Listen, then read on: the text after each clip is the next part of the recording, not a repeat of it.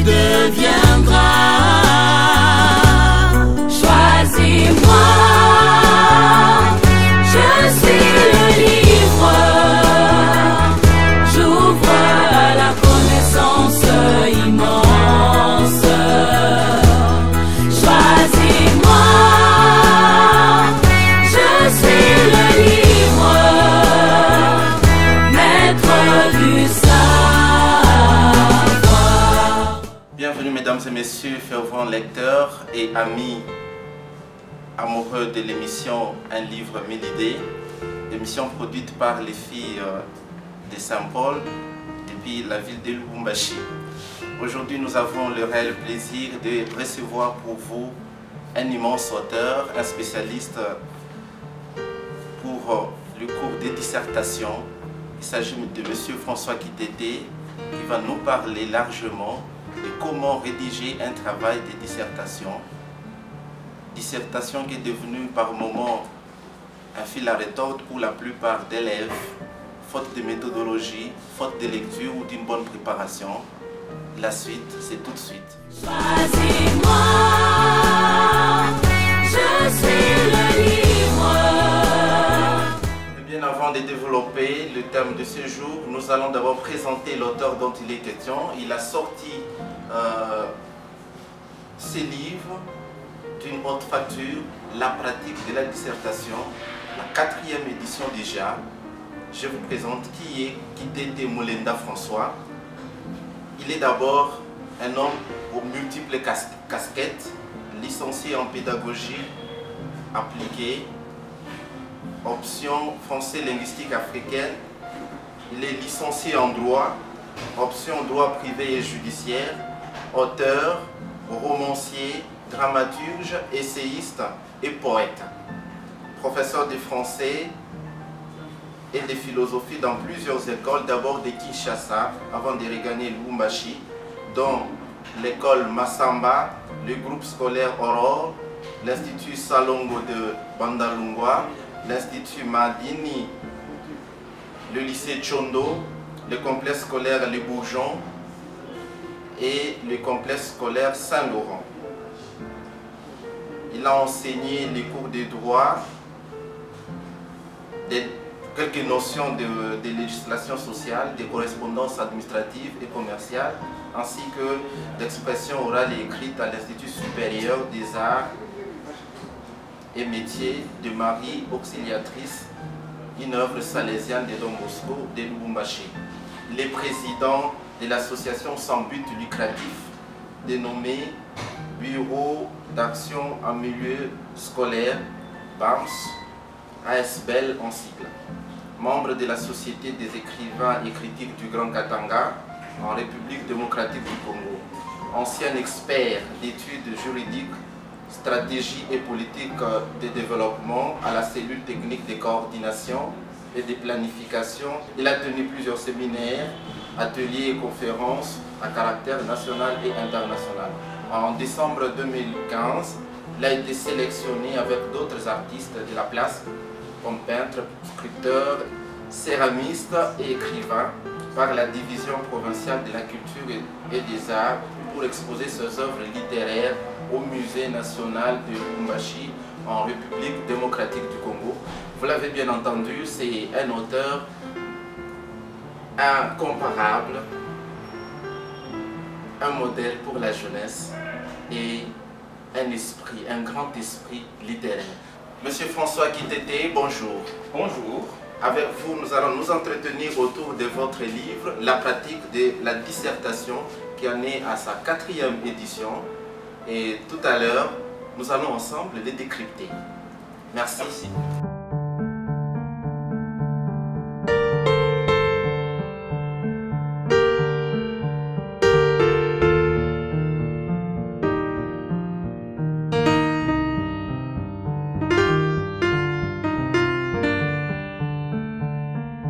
Monsieur François, nous avons tout à l'heure parlé de vous. Vous êtes un homme au carrefour, vous êtes tout alors. Et vous avez sorti ce manuel, La pratique de la dissertation. Un document qui se débrouille bien dans les rayons de la librairie, c'est-à-dire très sollicité. Dites-nous, c'est quoi la dissertation pour vous? Merci pour cette invitation. Et avant de définir la dissertation comme vous me le demandez, je voudrais recadrer la présentation que vous veniez de faire de ce livre. Ce livre est à sa 4e édition, un livre agréé comme manuel officiel d'enseignement de français au niveau secondaire. Et cet agrément a été reçu depuis Kinshasa, donc ce n'est pas un livre local, c'est un livre qui se consomme à travers toute la République, un livre qui est conforme au programme national de l'enseignement français. S'agissant maintenant de la définition de la dissertation, il est vrai que plusieurs écrivains ont défini la dissertation, chacun à sa façon, mais j'aimerais donner ici une définition assez ramassée du concept de dissertation. La dissertation, c'est un exercice de réflexion sur un sujet donné. Et à travers cette définition, je retiens 3 éléments importants que les élèves dans leurs écoles doivent également retenir. C'est d'abord exercice, ensuite réflexion et après domaine. Et j'aimerais également coupler cette définition avec la définition du mot disserter, et vous verrez que par la suite, cet apport de la définition de disserter nous aidera à comprendre certaines choses. Disserter, c'est quoi?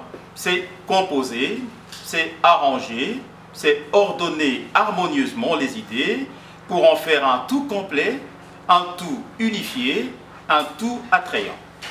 Je ne sais pas si j'ai répondu à la question sur la définition du concept dissertation. Vous dites que disserter, c'est composer, arranger, j'ajouterais même coordonner les idées dans le but de convaincre les lecteurs.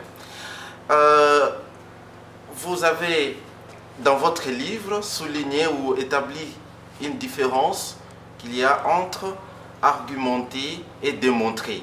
Et de l'autre côté, vous dites convaincre et persuader.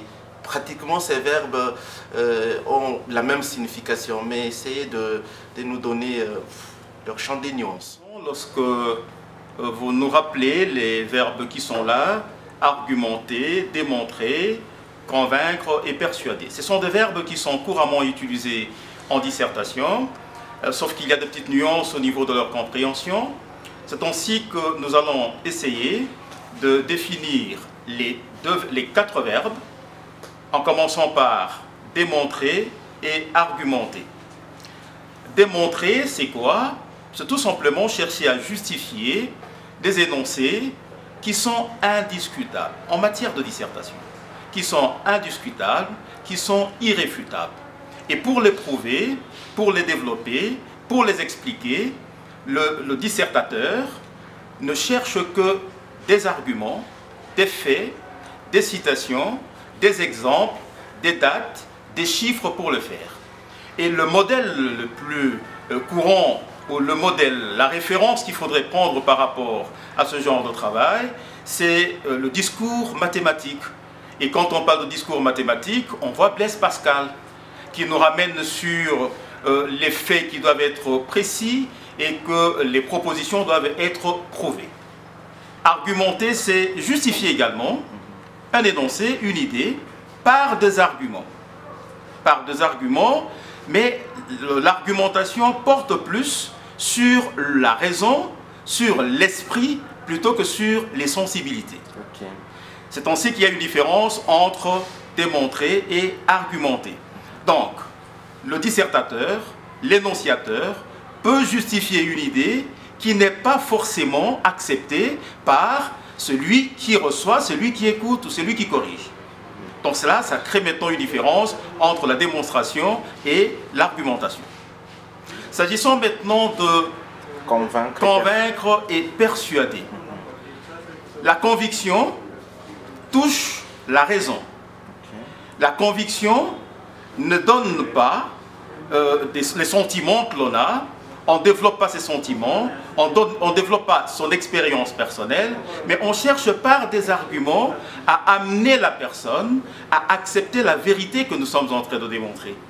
Ça, c'est au niveau de convaincre. Et on emporte sa conviction. Et pour emporter cette conviction-là, il y a des techniques qu'il faudrait utiliser au niveau du vocabulaire, au niveau de la conjugaison, au niveau de la formation des phrases, au niveau de l'enchaînement des idées. Par contre, persuader, c'est toucher aux émotions.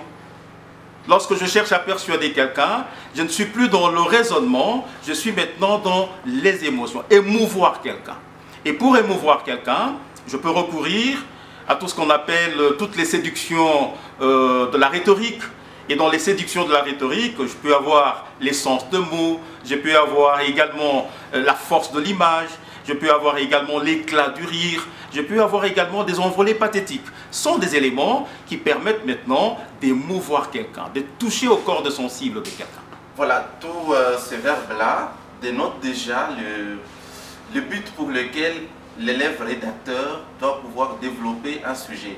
Alors, puisque nous parlons de la conviction, de la persuasion, ainsi de suite, pour convaincre, pour en arriver là, l'élève rédacteur doit être capable d'insérer des citations. Alors, il arrive des fois que, dans la plupart des cas, nos élèves d'à présent ne s'y prennent pas comme il faut. Dites-nous comment ceux-ci peuvent arriver à insérer une citation dans leur argumentation. Parce que c'est tout un travail aussi pédagogique et didactique. Hein. Comment ils peuvent y arriver? C'est vrai qu'une dissertation sans citation, sans exemple, c'est un tombeau qui est blanchi. Mais avant d'arriver à parler de l'insertion des citations, je dois revenir sur les 4 verbes dont nous venions de parler. Et pour dire tout simplement qu'au regard de la démonstration, de l'argumentation, de convaincre et de persuader, on finit par se dire qu'il n'y a pas de sujet de dissertation, il n'y a qu'un sujet de dissertation. Okay. Et le sujet de dissertation, c'est le dissertateur lui-même. Okay. Alors, s'agissant maintenant de l'insertion de citations. Avant d'arriver à l'insertion des citations, il faut commencer par dire ce que c'est qu'une citation. Okay. La citation, c'est une pensée d'un auteur, d'un politicien, d'un homme avéré dans ce domaine, et que l'on utilise par rapport au sujet qui nous est présenté. Et les citations ont une importance. Quelle est leur importance? C'est tout simplement d'appuyer les arguments ou d'illustrer les arguments que l'on avance dans une dissertation. On se demande également l'insertion de citations. Est-ce qu'il y a des places qui sont appropriées dans une dissertation pour insérer une citation? Et là, c'est clair, les citations sont insérées dans toutes les grandes parties de la dissertation, qu'il s'agisse de l'introduction, du développement ou de la conclusion. Et là, il faudrait attirer l'attention des élèves sur le fait que l'insertion de citations est différente de l'insertion des exemples. Les exemples, on ne les insère que dans le développement ou dans le corps, alors que les citations sont insérées dans l'introduction, dans le développement et dans la conclusion. S'agissant maintenant de l'insertion, avant même de parler de l'insertion des citations, il faut parler de la formulation des citations. Et ça pose un problème au niveau des élèves. Comment arriver maintenant à formuler les citations? C'est un grand travail pour le professeur. Lorsqu'il organise ces matières, le cours de français qui part du thème, les textes avec toutes les autres sous-branches, c'est à ce moment-là que le professeur oriente les enfants dans la formulation des citations. Et c'est facile à faire. Les citations peuvent être formulées de différentes manières. Et là, on recourt même à la grammaire. Il y a les citations qui sont des citations directes, le discours direct. Si l'enfant n'arrive pas à former des phrases au discours direct, il aura des problèmes à formuler des citations directes. Exemple, il n'y a pas que le mal qui est contagieux, le bien aussi doit être contagieux. C'est un discours direct. Mais je vais le faire précéder de l'auteur. L'auteur, c'est Albert Joseph Cardinal Maloula. Je dis, le cardinal Albert Joseph Maloula dit, il n'y a pas que le mal qui est contagieux, le bien aussi doit être contagieux. Là, ça doit être encadré par les guillemets. Ça, c'est encadré par des guillemets parce que nous sommes dans le discours direct. Okay. Mais je peux également, dans ce même discours direct, faire déplacer le nom de l'auteur et le placer à la fin. Mais la pensée de l'auteur se retrouve contenue entre guillemets. Okay. Il n'y a pas que le mal qui est contagieux, le bien aussi doit être contagieux. dit Albert Joseph Maloula. Une phrase incise. Hein. Non, ça, c'est pas l'incise. L'incise, je vais maintenant, c'est là que j'arrive maintenant. Okay. Je prends le nom de l'auteur et je place ce nom à l'intérieur de la citation. Il n'y a pas que le mal qui est contagieux, affirme le cardinal Albert Joseph Maloula, le bien aussi doit être contagieux. Voilà l'incise. Donc on peut avoir les citations directes avec toutes ces procédures-là, comme on peut avoir également les citations indirectes avec le discours indirect, pas par inversion, le discours indirect. Le cardinal Albert Joseph Maloula dit qu'il n'y a pas que le mal qui est contagieux, le bien aussi. Discours indirect. Mais on peut également aller plus loin, et ça, c'est là le travail de l'enseignant, qui demande aux élèves d'avoir des citations, mais sans leur donner comment formuler les citations. On peut trouver également des citations qui sont des citations d'ordre général, à valeur imprécise. Je connais la citation, mais j'ai oublié l'auteur. Et ça arrive très souvent chez les élèves, et même aux grandes personnes. Qu'est-ce que je dois faire maintenant? Je dois savoir formuler cette phrase de manière générale imprécise. Première possibilité. J'utilise une forme indéfinie. On dit qu'il n'y a pas que le mal qui est contagieux, le bien aussi. Je veux maintenant insister avec un adverbe. On dit souvent qu'il n'y a pas que le mal qui est contagieux, le bien aussi. Je le fais maintenant, je l'étale dans le temps. On dit toujours qu'il n'y a pas que le mal qui est contagieux, le bien aussi. Mais je peux encore améliorer pour donner à ma phrase, à ma citation, un peu plus d'harmonie. Et j'utilise maintenant une forme interronégative. Et je dis, ne dit-on pas souvent qu'il n'y a pas que le mal qui est contagieux, le bien aussi.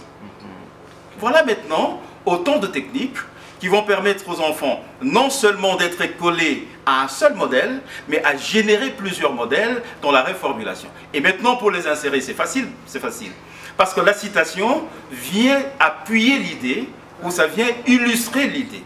Donc ça peut venir après que j'ai présenté, après que l'enfant, l'élève, ait présenté son idée, il va coller maintenant la citation qui va maintenant illustrer ou expliquer, appuyer l'idée qu'il a. Et on peut également trouver ce qu'on appelle des citations d'autorité.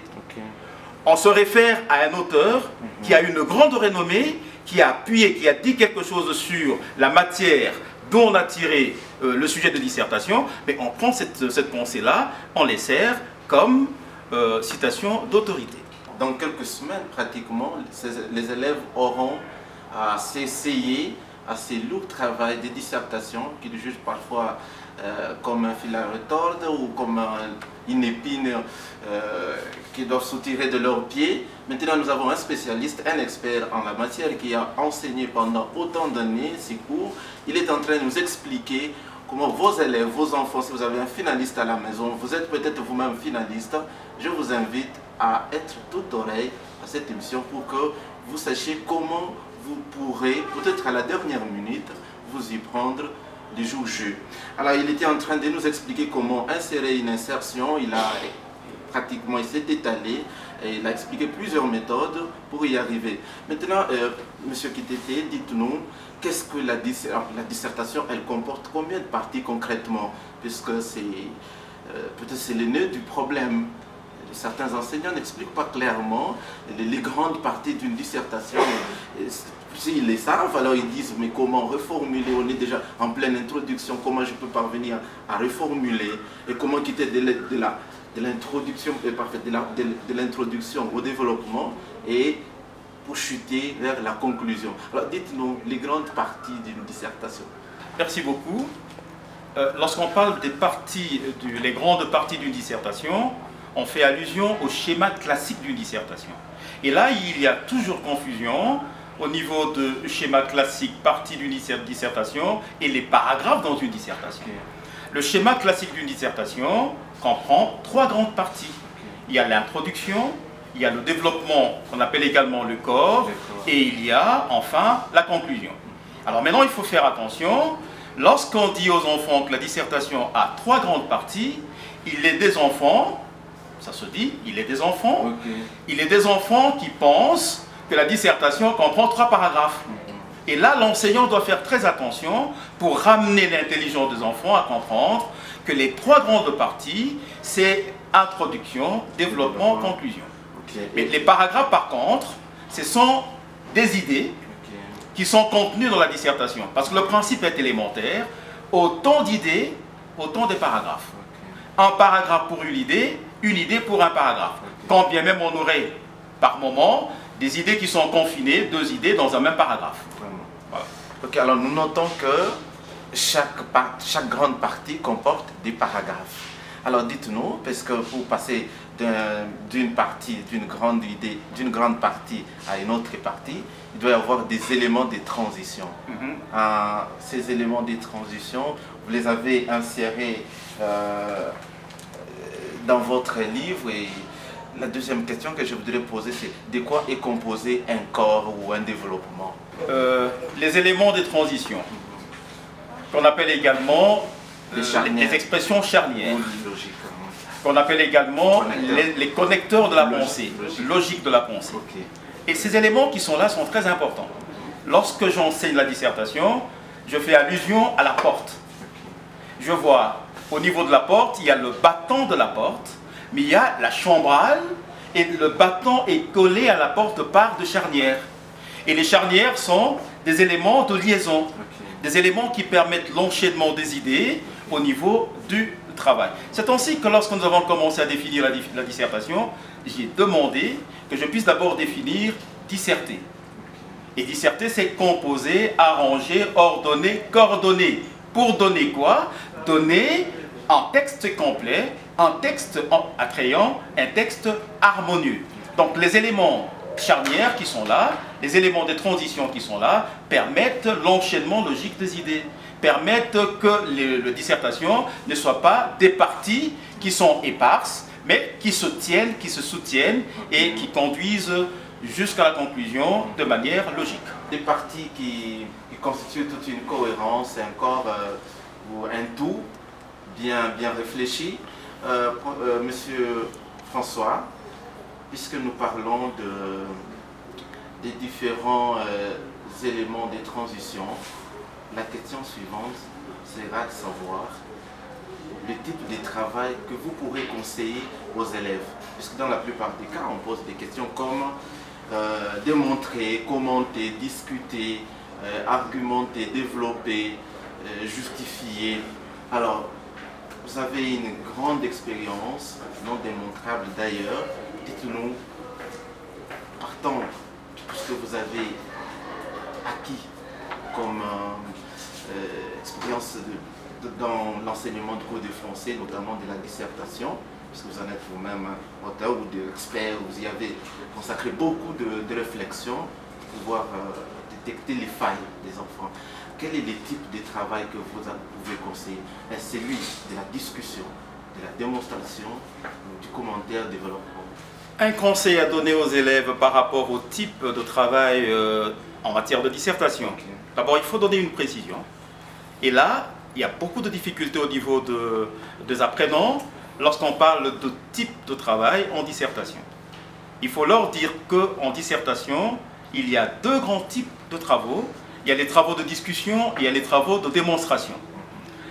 Quand on parle de développement, etc., c'est le travail qu'on demande à l'enfant de réaliser par rapport à un type déterminé.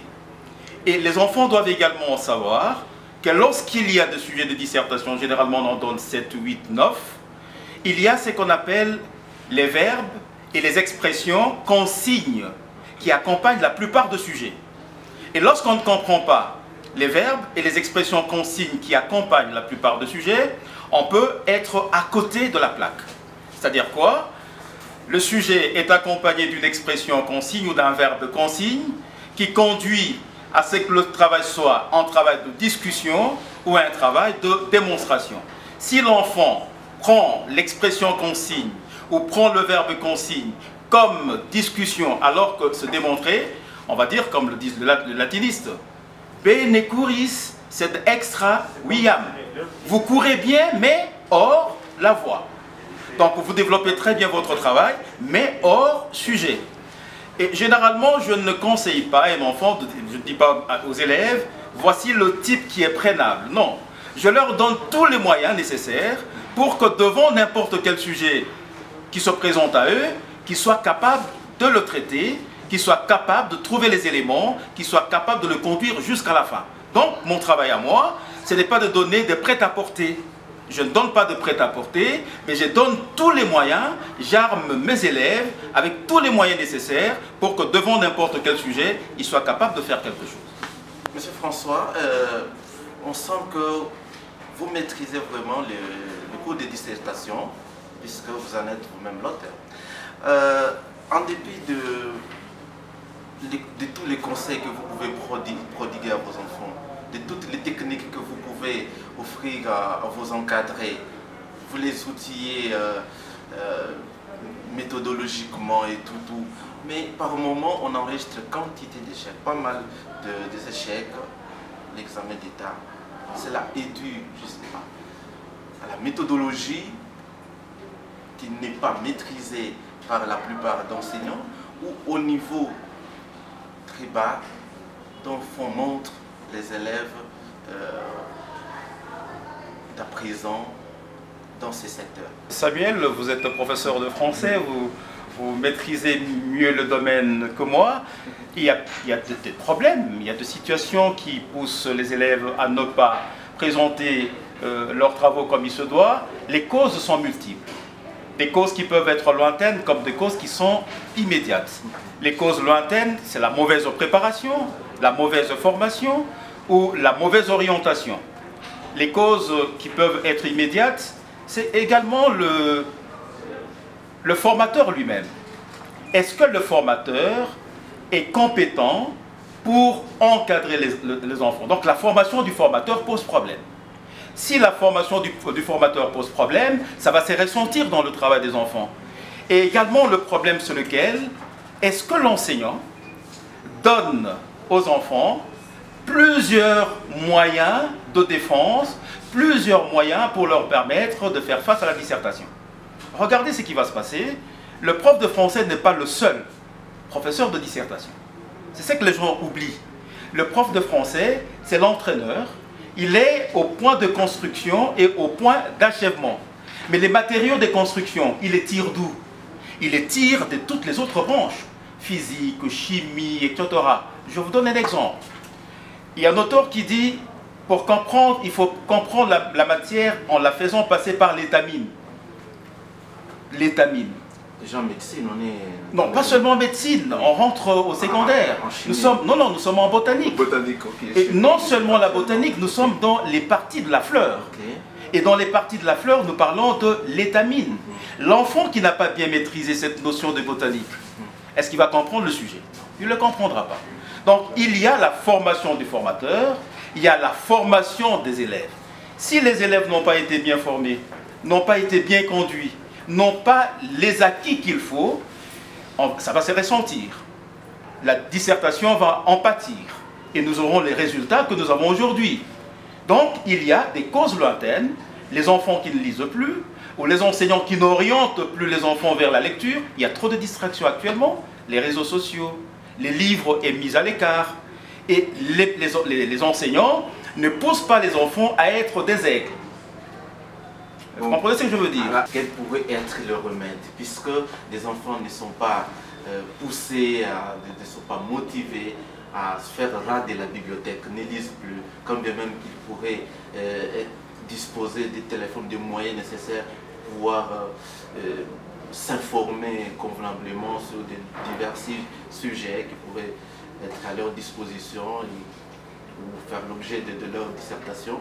Mais les élèves sont plus utiles aux inutiles. Quel conseil, quel remède, vous, en tant que professeur de français ou un homme ou penseur sur la dissertation, quel conseil que vous pourrez prodiguer tout de suite là aux finalistes, pas à ceux qui vont nous quitter, mais à ceux qui sont en train de venir en sixième, les pré-finalistes? Qu'est-ce que vous pouvez leur proposer? Voilà, qu'est-ce qu'il faudrait proposer aux finalistes? Donc, de remède. De remède, oui. Il faut d'abord commencer par dire, parce que j'ai commencé par vous dire que la formation du formateur pose problème. Okay. Donc il faut bien former le formateur, non seulement bien le former, mais le mettre dans des conditions telles qu'il puisse dispenser ses enseignements comme il se doit. Vous savez, Samuel, l'échec est orphelin. Vraiment. La réussite a plusieurs parents. Donc si tout le monde se soude les coudes pour qu'on puisse revenir sur la bonne façon de faire au niveau de l'école, le suivi à la maison, la lecture des élèves, à ce moment-là, nous pourrons trouver des solutions appropriées. Mais il faudrait que l'État ne se désengage pas pour accompagner les enseignants à être des hommes respectés et respectables. François Kitete, vous avez sorti la pratique de la dissertation et ce manuel est à sa 4e édition. Pensez-vous atteindre vos objectifs? Et la deuxième question suivante, toutes vos œuvres que je dois citer pratiquement à la fin sont éditées dans votre maison d'édition. Pourquoi? Alors qu'il y en a autant à Lubumbashi. Est-ce que c'est signe de manque de confiance en d'autres maisons d'édition ou bien vous voulez promouvoir d'abord votre propre maison d'édition? Merci beaucoup. Je commence par la dernière question. Okay. Toutes mes publications, c'est dans ma maison d'édition. Oui. Vous savez, lorsque surgit dans votre maison un serpent, vous n'allez pas sortir pour aller chercher un bâton dehors. C'est ce que vous avez entre les mains qui va vous servir maintenant de tuer le serpent. Quand j'avais commencé à écrire, je suis entré en contact avec plusieurs maisons d'édition de la place. Les conditions d'accès étaient très difficiles, jusqu'au moment où je rencontrerai l'inspecteur, feu inspecteur Kankou, paix à son âme, qui me dira qu'il avait connu les mêmes problèmes que moi. Il est passé dans plusieurs maisons d'édition, les conditions étaient très difficiles, il a commencé à faire l'auto-édition. Il m'a dit, mais pourquoi tu ne le ferais pas? C'est ainsi que je suis allé, j'ai créé la maison d'édition BAMS, et aujourd'hui, je suis en train de produire chez BAMS, ma maison d'édition, qui produit également d'autres écrivains, mais cela ne dit pas que la porte est fermée, je ne peux pas aller vers d'autres. Je suis pour parler avec les presses universitaires de Lubumbashi, professeur Amouri, et je pense que prochainement, le livre qui paraîtra sous les labels des presses universitaires de Lubumbashi, pour ne pas les citer. S'agissant maintenant de la dernière question que vous avez posée, celle de savoir si vous avez atteint vos objectifs avec autant de publications. Bon, avec mon livre, la pratique de la dissertation, est-ce que j'ai atteint les objectifs? Oui, justement. Atteindre les objectifs, je crois que l'homme, c'est un éternel insatisfait. Ça, il faut le retenir. Et le travail scientifique se termine toujours dans l'inachèvement. Il suffit tout simplement de relire ce livre attentivement. Vous trouverez quelque part qu'on n'a pas bien creusé. Et qu'il faudrait maintenant aller encore pour creuser. Le parachever. Oui, le parachever peut-être l'améliorer. Oui, si ce n'est pas moi qui le ferais, c'est peut-être toi. Parce que tu es écrivain également, tu réfléchis sur la dissertation. Si ce n'est pas toi, ça sera quelqu'un d'autre. Mais néanmoins, pour aujourd'hui, je suis content du travail qui est réalisé. Vous avez écrit, vous êtes auteur des œuvres que je dois citer en filigrane, la clause de garantie en matière commerciale face à l'adage. Les marchandises vendues ne sont ni reprises ni échangées. Édition BAMS, Lubumbashi 2011. Les bonnes manières d'une élève. Édition BAMS, Lubumbashi 2012. L'école aujourd'hui, cas de conscience. Une pièce de théâtre, éditée toujours dans votre maison d'édition, ici à Lubumbashi en 2012. La débâcle familiale, c'est un roman. Édition BAMS, 2012, Lubumbashi. L'apport de l'enseignement des autres branches dans la pratique de la dissertation, donc c'était la première édition, depuis 2012, dans votre maison d'édition toujours. La pratique de la dissertation, 2e édition. La pratique de la dissertation, 3e édition, en 2016. La pratique, le fruit du regard, édition BAMS, Lubumbashi 2015.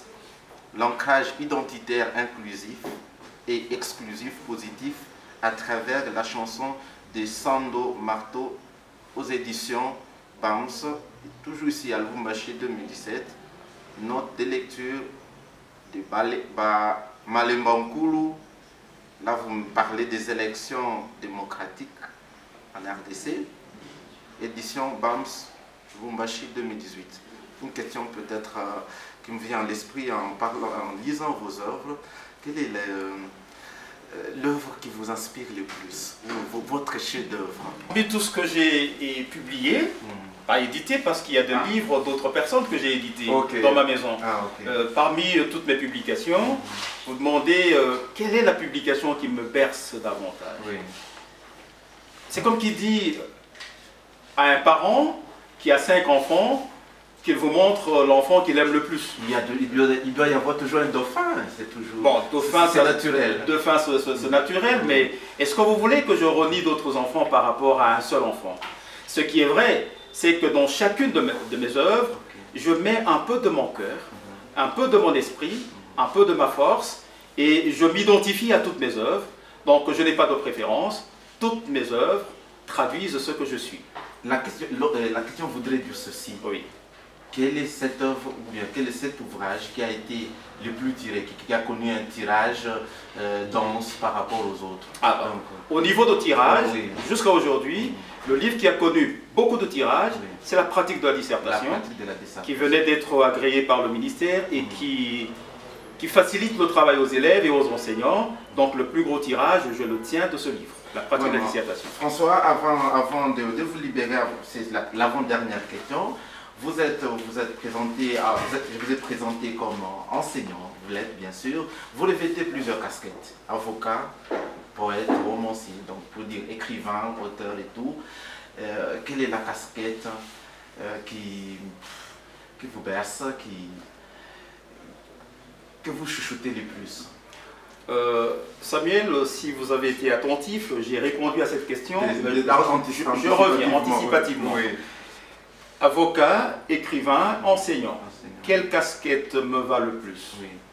Je pense que l'enseignant ouvre l'intelligence, prépare au lendemain. L'avocat, homme de la société qui conseille, qui accompagne les gens, qui les défend.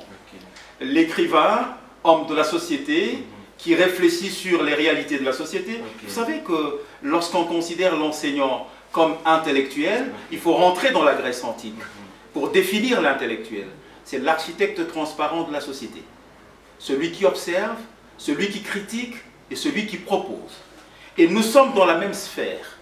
Enseignant, avocat, écrivain. Vous voulez m'appeler enseignant, je suis fier. Vous voulez m'appeler avocat, j'en suis fier aussi. Vous voulez m'appeler écrivain, j'en suis fier. Pourquoi? Parce que ce sont des intelligences supérieures. Merci, Monsieur François. Et vous aimez ce que vous êtes. En bref, cette vie, vous vous identifiez à toutes les casquettes.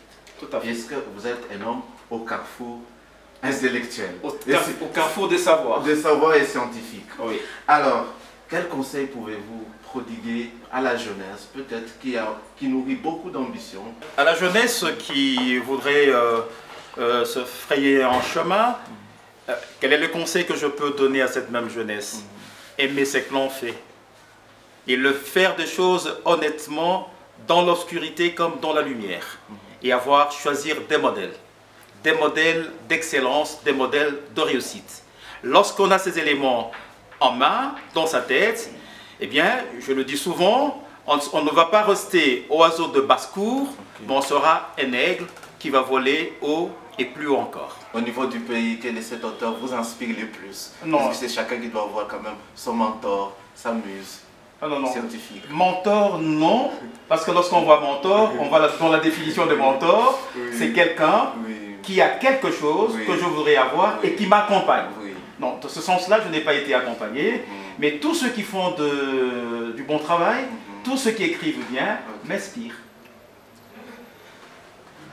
Merci beaucoup, Monsieur François. Ça a été un plaisir de pouvoir nous expliquer, nous développer les différentes techniques que doivent mettre en pratique nos élèves rédacteurs, nos finalistes spécialement, pour pouvoir parvenir à une meilleure dissertation, à un excellent travail de dissertation. Vous qui nous avez suivis, nous vous disons sincèrement merci de votre attention soutenue. C'était l'émission Un livre, 1000 idées, émission produite par les filles de Saint-Paul, ici à Lubumbashi, présentée régulièrement et hebdomadairement par Samuel Chibouete, et souvent réalisé par M. Gaël. Et nous disons merci au promoteur de la chaîne, la RTU, Radio-Télévision Modja, Monseigneur Adolphe Solochi. plaisir nous a été immense de vous savoir très nombreux à vous accrocher à notre rendez-vous littéraire à la fois culturel. Merci.